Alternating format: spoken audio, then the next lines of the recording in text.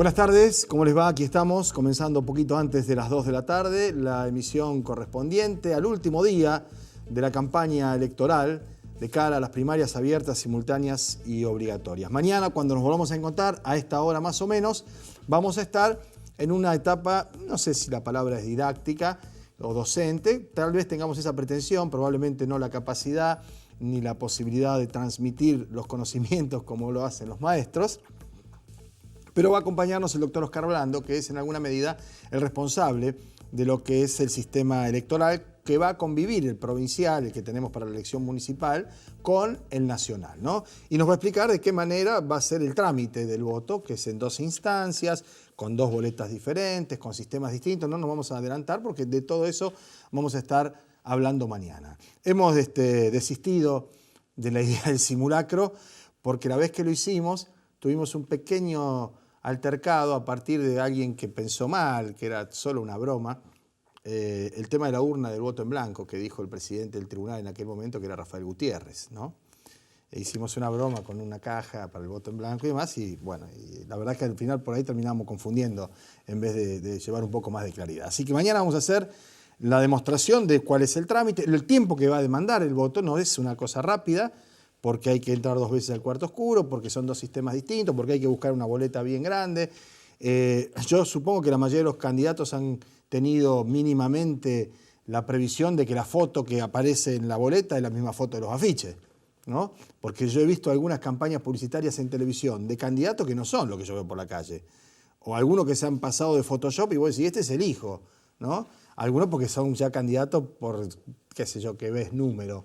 Pero más allá de esa circunstancia, que uno se sonríe, porque además lo otro que es bueno es que se acaba el espacio cedido a los partidos políticos. Entonces uno se va a quedar en el corte comercial todo el tiempo, no va a aprovechar para ir al baño, hacerse un café, hacer algún llamado, algún familiar y todo eso. De manera que estamos ya en una instancia final. Bueno, todo este comienzo, si se quiere, distendido o con buena predisposición, sucumbe a poco de ver lo que ocurre en el ámbito de la economía fundamentalmente, y más que de la economía, en la cotidiana, en la diaria, ¿no?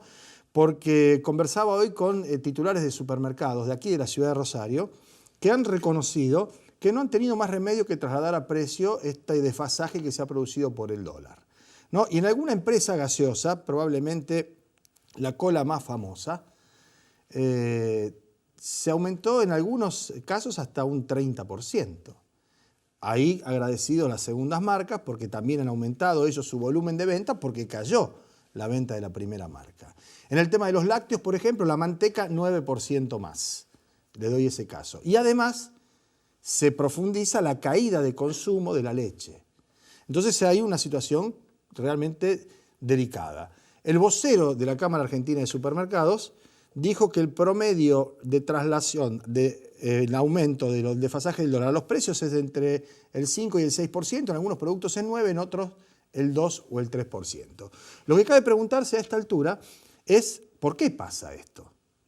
Evidentemente porque en 45 o 50 días el dólar aumentó más del 10% su cotización y porque el Banco Central, que primero lo dejaba flotar, que después hablaba de, bueno, alguna cuestión lateral de intervención a partir de la banca oficial, pero el Banco Provincia de Buenos Aires o el Banco Ciudad, no tiene chance de frenar este drenaje, ni siquiera aumentando las tasas de los LEBAC, porque la piñata se está inflando y va a ser el martes cuando sepamos qué va a ocurrir. Porque hay un vencimiento fenomenal, multimillonario, de tantos ceros que no nos entra en la cabeza, y para que esa gente no se pase al dólar, porque además no hay dólares si se quieren pasar todos, y no te digo a vos y a usted que pruebe comprar 10.000 porque no tenemos para ir a probarlo, pero hay gente que lo ha intentado y no ha podido, de empresas, de grupos económicos, y hay una suerte de cepo virtual que está concatenado con la AFIP, donde hay una serie de trabas que hacen que la operación sea inviable, porque no hay dólares en las reservas. Si todos los poseedores del LEBAC, los tenedores del LEBAC, después de haber hecho un negocio fenomenal sin hacer más que tocar la plata, hacer un papel, un certificado y prolongar su estadía en el régimen financiero, se pasaron al dólar. Entonces, desde el gobierno o desde algunos sectores del gobierno han ensayado una explicación en torno a qué es lo que genera esto, que es claramente una señal de desconfianza. porque no solo no hay brotes verdes, ni llegada de inversiones, ni freno a la inflación, que se aceleró otra vez en julio a más del 2%, sino que los datos de la economía son efectivamente contradictorios. Entonces, ¿cuál puede ser el argumento? Y el temor a que gane Cristina Kirchner en la provincia de Buenos Aires. Y acá dirían los abogados, a confesión de parte, relevo de pruebas.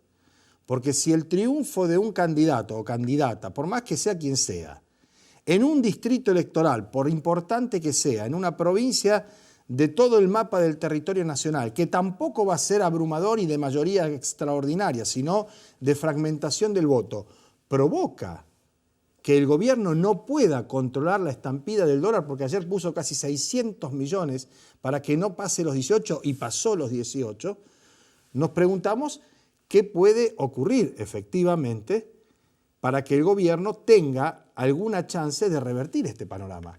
La verdad que no creo que nadie seriamente pueda pensar que ese es el motivo de la suba del dólar o del fracaso en el plan de contención de la inflación, sino una cuestión estructural desde el punto de vista de lo que se ha priorizado como negocio en la Argentina que lleva a esta consecuencia. La depreciación de la moneda, la pérdida de consumo, la pérdida de fuentes de trabajo, la apertura indiscriminada de las exportaciones, las ganancias extraordinarias para los sectores agropecuarios, del agro fundamentalmente y de la minería. La minería es un caso extraordinario. Hay menos trabajadores en la minería ahora cuando la minería tiene más renta y además ha evitado absolutamente el pago de retenciones. Entonces, nadie puede comprar ese discurso de que el problema que tenemos en la Argentina es la eventualidad del triunfo de una dirigente de la oposición en una provincia. Si es eso, estamos más complicados todavía que si efectivamente se reconociera las limitaciones propias de un sistema que genera este tipo de coyunturas, que ya de tan coyuntura es estructura, porque la Argentina no crece, ni van a venir las inversiones que en las últimas apariciones públicas que ha hecho el presidente está anunciando a granel, ni le va a ganar por goleada el salario a la inflación, como lo dijo Duhovne, ¿no? Que ya sabemos y hemos descubierto que es marxista, contrariamente a lo que muchos creían, ¿no?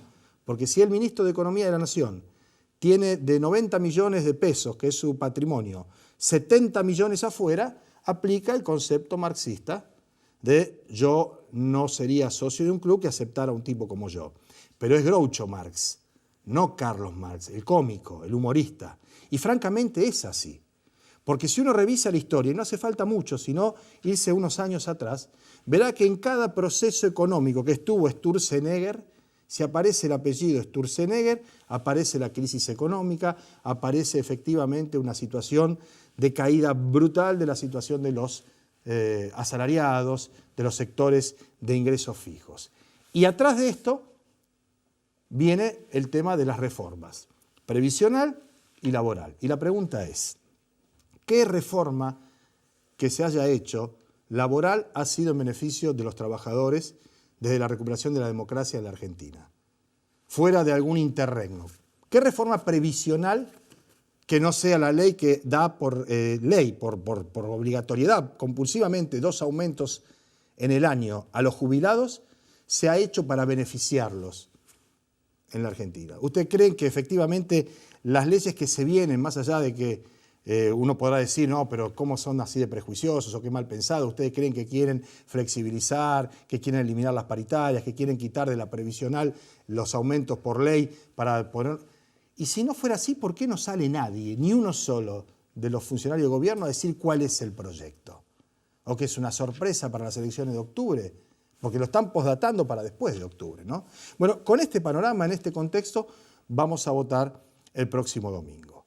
Y cuando uno se pregunta cuál es el grado de relevancia que tienen las elecciones de mitad de término, se da cuenta que hay, en primer lugar, una evaluación de la gestión de quien está al frente del gobierno, que pide el respaldo para continuar con el rumbo, no para cambiarlo, para continuar con el rumbo. Esa es la primera lectura. El presidente pide que voten a sus diputados para seguir adelante con el rumbo que se ha trazado. Del otro lado, los opositores, con distintos matices y variantes, están ofreciendo, en algunos casos, ideas interesantes, en otros casos, tan solo la crítica y tomar distancia efectivamente de eso. No es una cuestión sobre pasado, sobre futuro, una cuestión temporal. Es una cuestión de pensamiento político, de definición ideológica, de estructura económica, de ver efectivamente qué hacemos y qué vamos a hacer en este país. De otro modo nos explica que desde los sectores que están efectivamente pidiendo el apoyo a la continuidad, se hable más de Venezuela que de la Argentina. Se hable más del cuñado debido de este joven desaparecido, que ahora apareció un camionero o sin ningún otro respaldo que sus propios dichos, ya salió el hermano del joven Maldonado que sigue desaparecido. Cuando éramos todos Nisman hace unos años atrás, éramos todos Nisman, ahora nadie es Maldonado.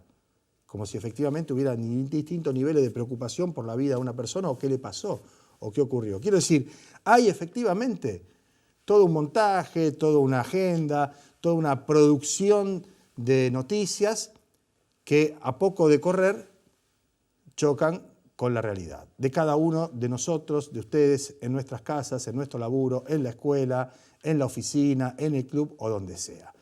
Eso es lo que uno naturalmente tendrá que tomar en cuenta a la hora de definir su voto, ¿no?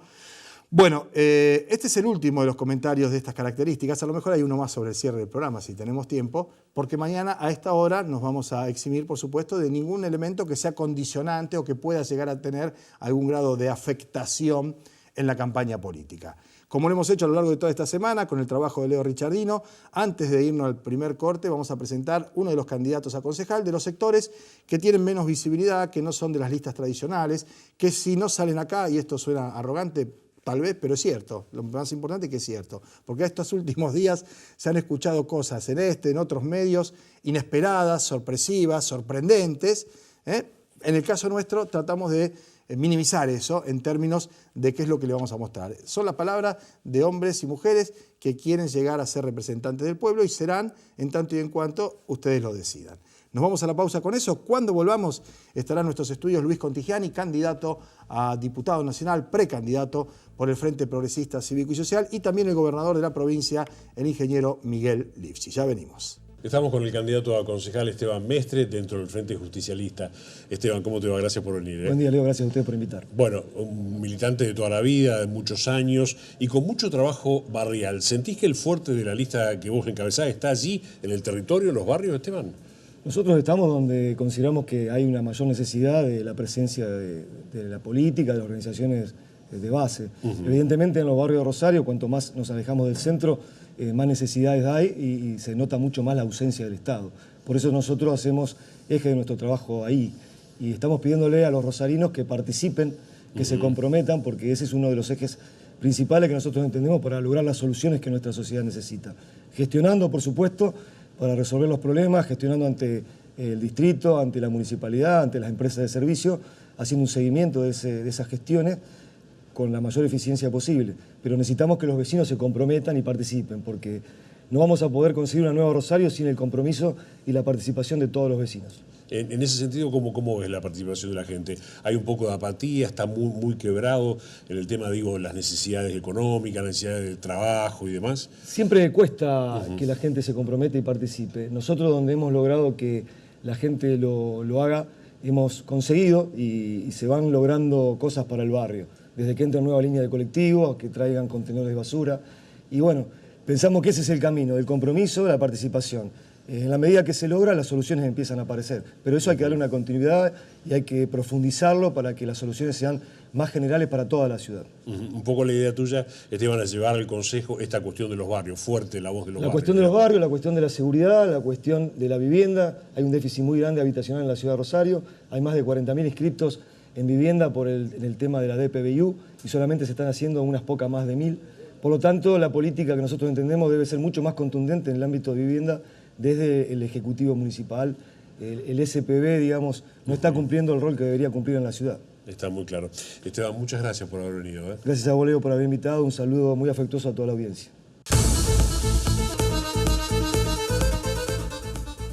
Bueno, muy bien, nos acompañan Luis Contigiani, precandidato a diputado nacional, y el gobernador Miguel Lifchich. Bueno, ya este es el último, por lo menos en este tramo, teniendo en cuenta que a partir del lunes empieza la campaña para octubre, aunque dicen, no, después hay que esperar la veda, qué sé yo. Además, hay que gobernar y hay que ministrear, digamos, es un verbo, diría mi amigo Gonzalo, ¿se acuerda de Gonzalo, el periodista? Sí, claro. Cada vez que decía una de estas, decía Alberto, decía, permítaseme el neologismo, y le daba al castellano de ida y de vuelta al gallego, pero era rápido, era hábil, inteligente, buen periodista. Bueno, tramos finales, instancias finales, primera campaña, porque esta es la otra cosa que hay que decir, Contigiani. Bueno, así es, una primera experiencia y bueno, con mucho entusiasmo, porque lo vivo de esa manera, ¿no? Con una gran novedad, así que no hay ni cansancio ni agobio que cuesta, al contrario, tengo un sentimiento de gratitud. Bien.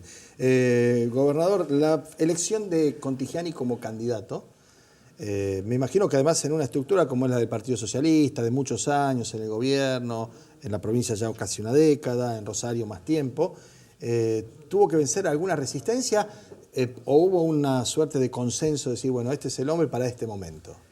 No, yo diría que hubo un consenso rápido. El nombre de Luis surgió de varias vertientes simultáneamente como una posibilidad.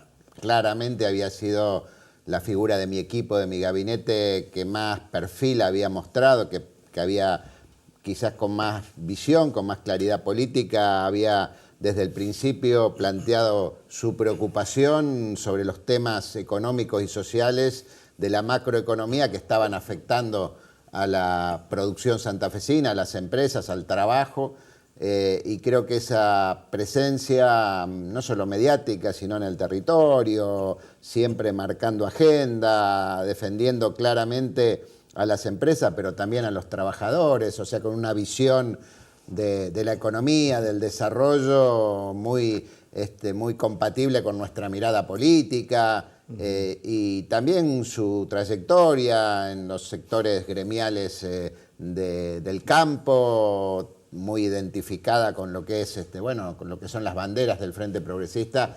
Creo que, digamos, allanaron el camino para que todos entendiéramos que era el mejor candidato que podíamos ofrecer hoy para una elección en donde no solamente se discuten,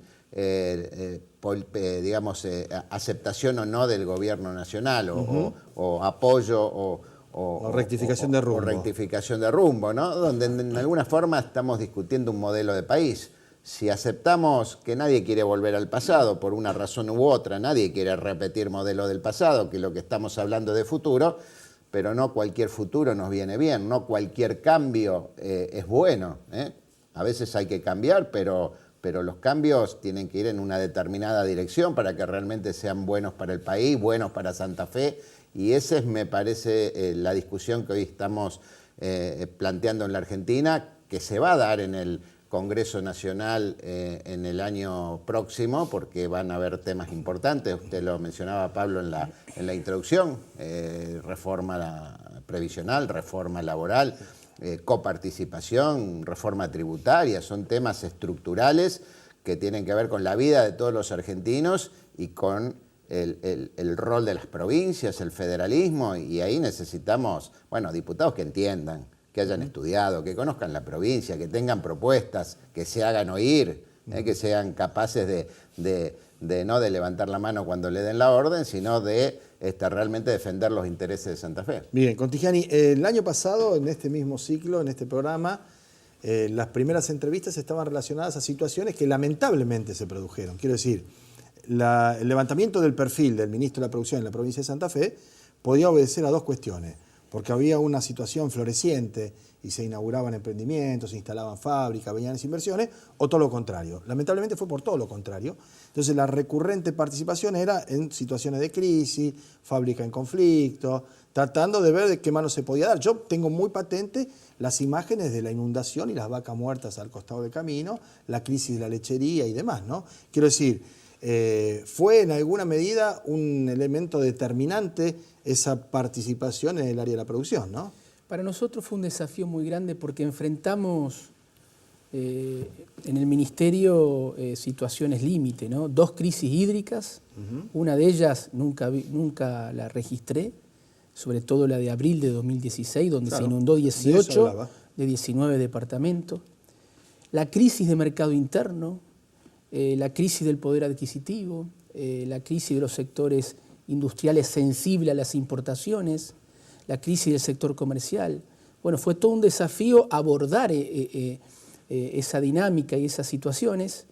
Y luego podemos citar todavía la problemática abierta de la cooperativa Sancor, que es una empresa cooperativa de la más Entre importante. paréntesis, ¿llegó el dinero que se había comprometido del aporte nacional? No, no ha llegado y tampoco ha llegado hasta ahora la de los tamberos. Nosotros hemos invertido 250 millones de pesos, llegamos a 900 tamberos con créditos extraordinarios para una situación extraordinaria, pero todavía no hemos tenido la contraparte prometida. Pero, digamos, fue un desafío para nosotros porque teníamos que, en situación límite, dar respuesta. Y a veces uno no tiene todas las herramientas, pero creo que se valora a un grupo de funcionarios donde hemos estado al frente de los conflictos, donde hemos puesto el cuerpo, hemos puesto la cara, donde hemos, con todas las herramientas habidas y por haber, recursos económicos, y bueno, jugando fuerte, como siempre el gobernador nos pidió de entrada, jugando fuerte, profundo,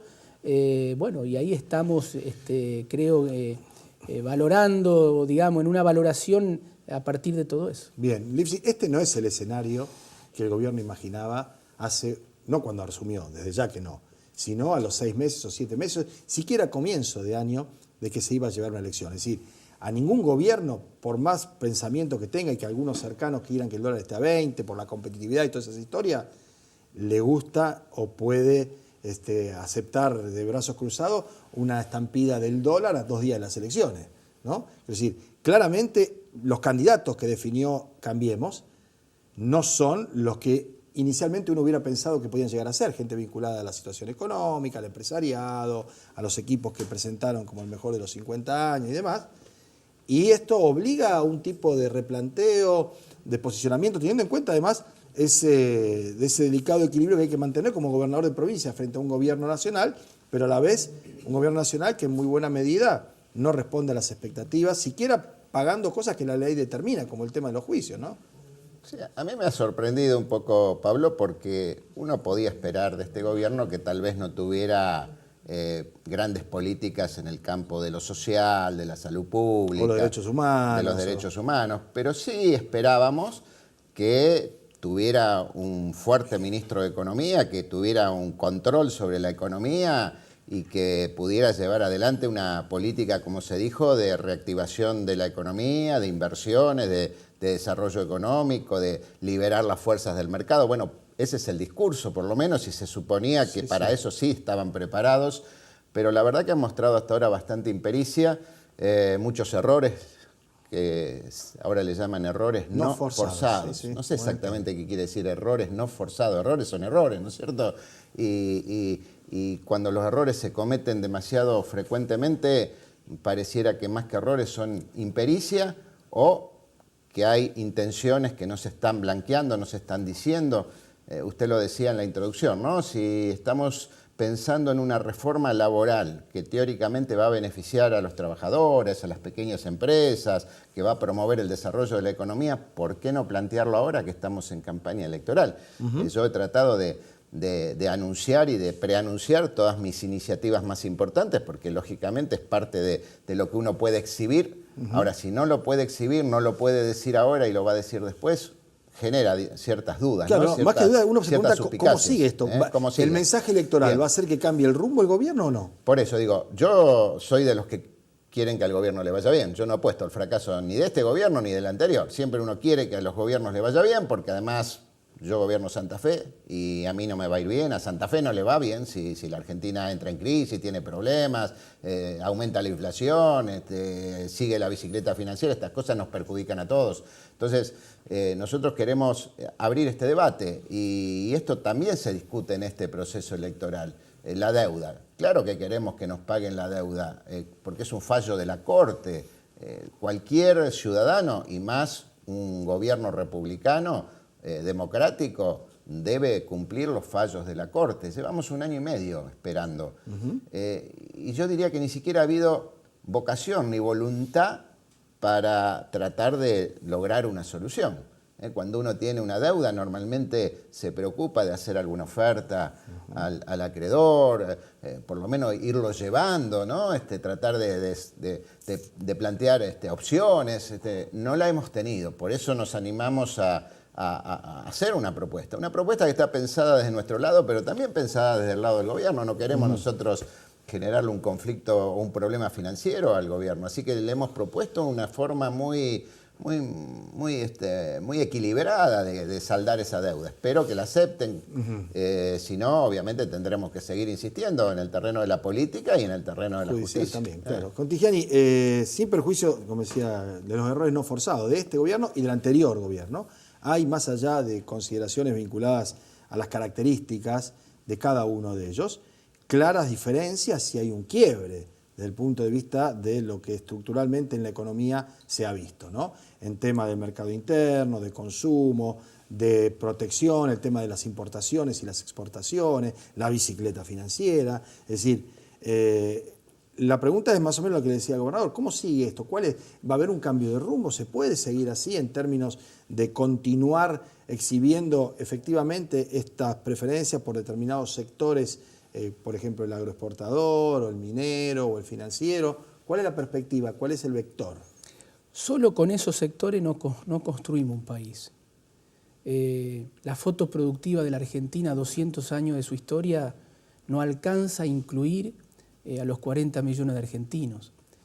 Necesitamos invertir, generar procesos de excedentes, de acumulación de capital productivo.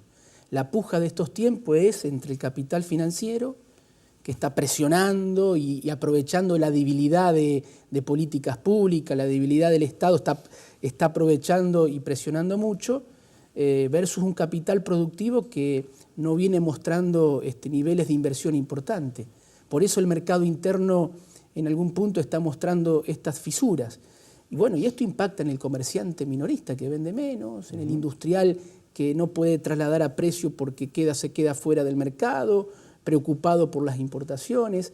Entonces, ¿cómo se sale de esto? Bueno, nosotros podemos decir cómo estamos en Santa Fe haciendo, que es lo mejor que podemos mostrar, impulsando la economía. Decía un economista que la economía es como una pelota de trapo. Para que funcione, hay que impulsarla, hay que darle fuerte, hay que moverla, hay que levantarla. Bueno, nosotros hemos inyectado recursos económicos a partir de diferentes mecanismos importantes en nuestro propio mercado interno. Si uno contabiliza la obra pública, las promociones industriales nuestras, la inversión productiva, la inversión en política social, 55.000 metros cuadrados de infraestructura de salud, sumando el Hospital de Cere, Venado Tuerto, el Semafé en la ciudad de Santa Fe, el Iturraspe. Digo, son inversiones que van dinamizando, digamos, políticas activas que van dinamizando la economía, un Consejo Económico y Social donde articulamos. Nosotros concebimos que el Estado tiene que ser una palanca del desarrollo económico,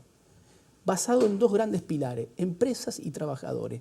Por eso nos preocupa a futuro qué puede pasar con la ley de reforma laboral y demás, porque persistir en el error de bajar el costo laboral en la Argentina es alimentar la valorización o la fuga de capitales, porque esa renta no termina en capital productivo. El mundo viene saliendo de la teoría del derrame y Argentina no puede persistir en ese error.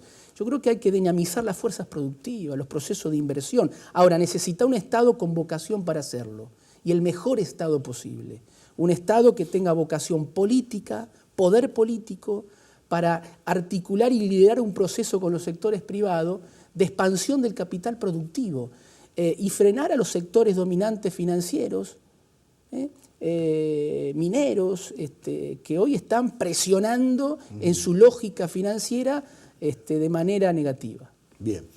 Grabar la renta financiera, por ejemplo, ¿no? Bueno, porque habrá que llegar a hacer el negocio, cuando cambiar los reback por dólar y cuando el gobierno nacional los plantea la reforma tributaria y lo plantea para reforzar el centralismo porteño en detrimento del federalismo, porque todos queremos alivianar la carga tributaria del consumidor, del pequeño y mediano empresario. Lo estamos haciendo en Santa Fe a medida de nuestras posibilidades, del comerciante. Ahora, ellos están queriendo concentrar más poder de recursos en Buenos Aires y menos en las provincias. en esa línea plantea la reforma tributaria. Ahora, no dicen nada que pagamos los primeros 6 meses 300.000 millones de pesos de intereses del EVAC.